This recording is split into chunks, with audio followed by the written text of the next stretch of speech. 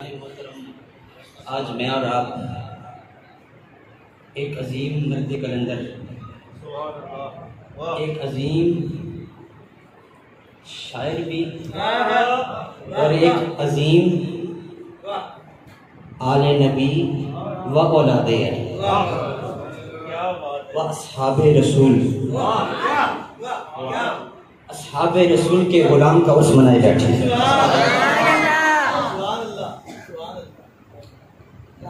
आप एक मर्तबा तशरीफ फरमा थे, अपनी बयान की तैयारी कर रहे थे, सामने एक बंदर बैठा था।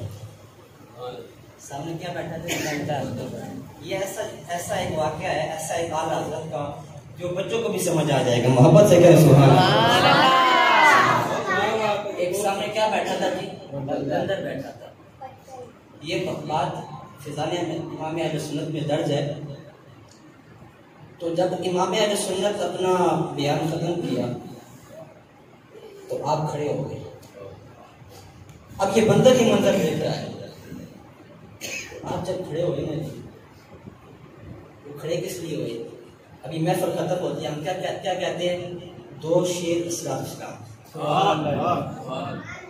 जब आला हज़रत खड़े हुए इस्लाम पढ़ने तो आला हज़रत के गुलामों वो बंदर भी खड़ा हो गया। वो बंदर भी खड़ा हो गया। तो आला हज़रत उस बंदर से मुखातब हुए, क्या बंदर, मैं तो इस्लाम पढ़ने के लिए खड़ा हूँ भाई, तुम किस लिए खड़े हो गए हो? तुम किस लिए खड़े हो गए हो?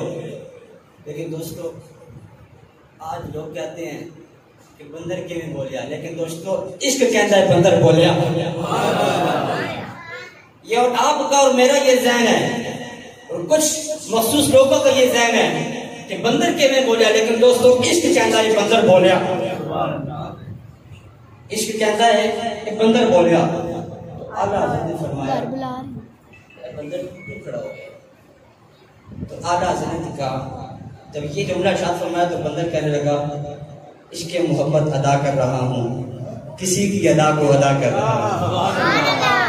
तो दोस्तों एक बंदर